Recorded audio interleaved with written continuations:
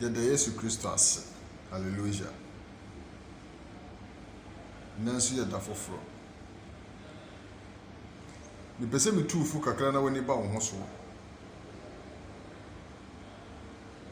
Baabi a wiase du no na sɛ wohwɛ Facebook ne Twitter, WhatsApp ne YouTube no ne n'asefoɔ a bonsam asoma nipa bi aba wiase sɛ yɛmmɛsɔre ntia Kristo som. Wama w'ani ana hɔ no ma no ma bɛhwia wo.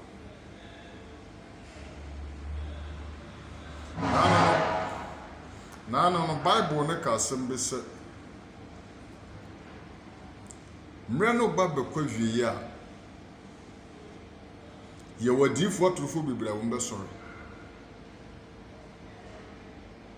Na ɛnu n'akyi no yɛwɔ akyerɛkyerɛfoɔ atorofoɔ a wɔn bɛsɔre no huhu sɛ adiifoɔ atorofoɔ no.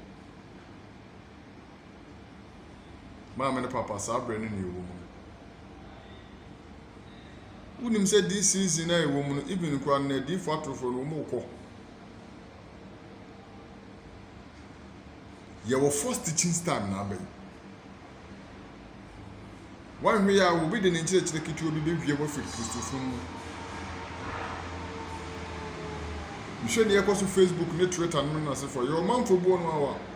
Amesɛ ko mu yɛ video ba sɛ Yesu Kristo story ne yɛ toro. Yesu Kristo story ne nyɛ nokora. Ibi kura ne ɔmanfo mu ka sɛ yɛhwɛ Kristo som a yɛyɛ bebefo no mu de bɛsɛ yɛyi. Ɛne nti kura mpo na ɛyɛ nyɛ de yɛntom pɔn no hwɛ wo.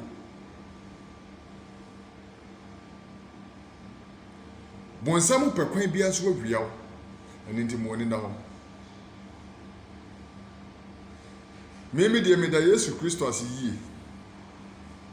Because nneɛma a mede m'ani ehunu ne deɛ mede maso ate no. Nya deɛ sɛ nipa bi betumi asesa m'adwene firi nyamesom ho da no. In the year 2004, way back in the village, na makɔ school na mekɔ kurase kakra na mekɔ sra ma wofo.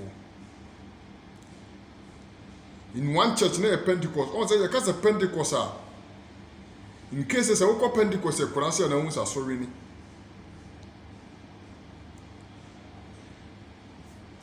Na odiifoɔ na wɔwɔ Pentecost yɛ kurase no ɔbɔ mpaeɛ na sɛ honhom no ba no so na wohu sɛ yes nyame tumi yɛ adwuma. Meanka sɛ m'ani gane honhom kronkron bu obi na abaa ne bɔ ho fo. Nyɛ sɛ yɛse meme se meanka sɛ m'ani gane makonta bɔ mpaeɛ ma nsuo dane diesel. Yɛnhwɛ yie na obi a nada yɛ. Baabi a wiase adum no if you do mistake Satan bɛwia wo. Makonta bompai mensu dane kerosene nsuo akyɛ more than 18 years ago. Mesi wanhwɛ yi a Satan bɛwia wo ɛne nti mo ne na hɔ. Ɛne nti na Bible sɛ bonsam ba so bɛwia na wokum na wase. Ɛnso de hwie ne yɛ wo. Bible ne ma yɛte ase sɛ yɛnsua deɛ yɛmpa kenkan. Yɛyɛ Kristofo a yɛba no yɛyɛ very lazy. Yɛmpa de sua nti na ɛmɔ na ne yɛ drop ba no. Ɔmo anase yɛgya yɛn Kristo som to. Na no na Paul ka asɛm bi sɛ na Israelfo a wɔn Korinto ha yi deɛ mepɛ mu asɛm yie. Ne nyinaa na sɛ me Paul amagye din a meyɛ evangelist amagye din wiase nyinaa no mebɛka asɛm kyerɛ wɔn mpa. Still wɔn san so yɛ research hu ne sɛ deɛ meka ne yɛ nokorɛ. Ana sɛ deɛ me Paul meka no yɛ nokorɛ. Wei na wɔsɛ nka Kristo ni biara. In case sɛ obi ka asɛm bi kyerɛ wo na sɛ wotie no wɔ som a yɛ research. Yɛ research hu no sɛ deɛ nipa ne kan no nokorɛ ana sɛ nyɛ nokorɛ. Bompa ya ma honhom kronkron emie wa adwene na wanhwɛ yi a Satan bɛwia wo na ika ne biem. Baby wiase adu no yɛwɔ false teachers. Hwɛ wohu sɛ nansɛ no mo takere yɛ sika sɛm. Mo na se tight atwam. ye bie wa adwene ma mo hu se se wunya sika de ye eni nti wunya sika bebre ama mfa nkomo asofo na asofo bagi adi wa bara yensu nim se in case se we retire eno ne between you and God nyankopɔ ze obehwie wo so mfansi egu so but na ye pese ye dan ne hu se wunya sika afatu ubotom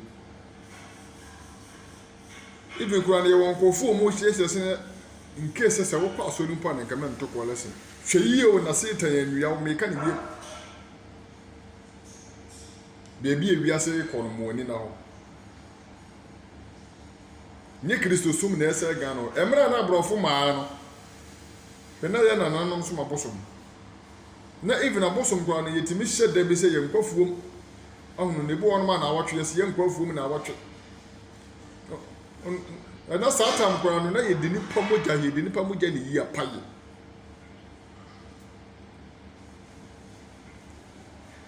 but Yesu Kristo hu nsem Bible man yi mu no Yesu Kristo hu nsem abekere ye no do yonko sawo na Bible no nso amanya tese se yemfa ye nsa nya adwuma na nsa anya adwuma ni di mo nso mo sori amosenye ma me mo ni na ho no bi anua wate in case so bi kasam kire wa misire opi eya hwehwe mu se die nipa ne ka ne ye ne kura anaase enye ne kura ne nipa pia be wiase ya wo mu mofu na aba do ne ye wa sofo bebre wo wiase wo mu nka no kura even kura no na so hwe Bible mu a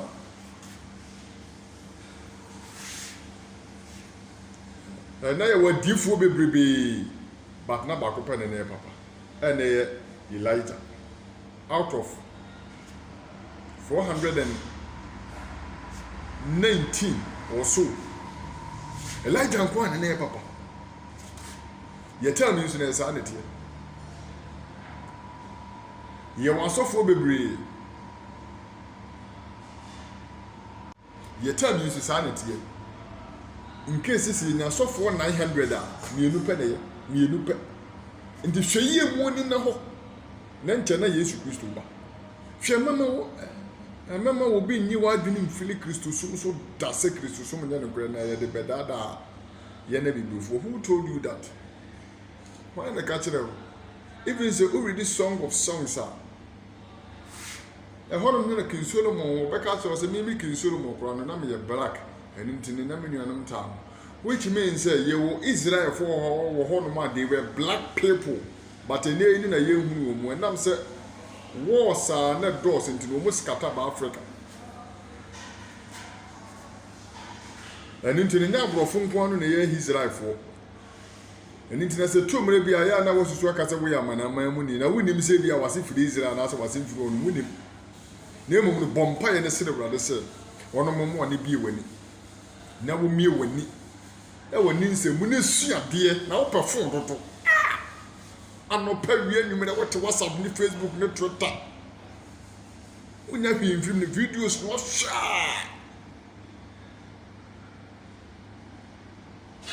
ye mompa ye ne yankonso wie mi ensa so mfa ye nsa nya adwuma na ye ni hia wonde ze wo hwe wie na ze wo hwe ne mmiri a isim ze ye Kristofo ni na ase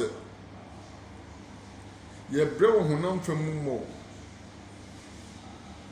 de wonim bidentia ye nte Bible na se na no na Paul se wode ne nsa ye adwuma na wanya de so amma sorry imagine se Paul kronpo ye adwuma na wa ye church member what wo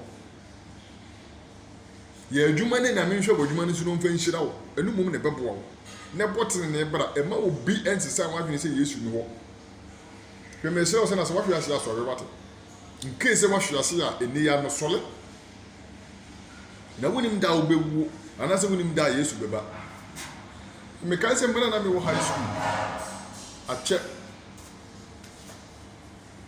na Satan na me nye Kristo ni me madam fo bi de na wani Nyankopon ni nyame ne na ni ti madam fo ne beka kire me se James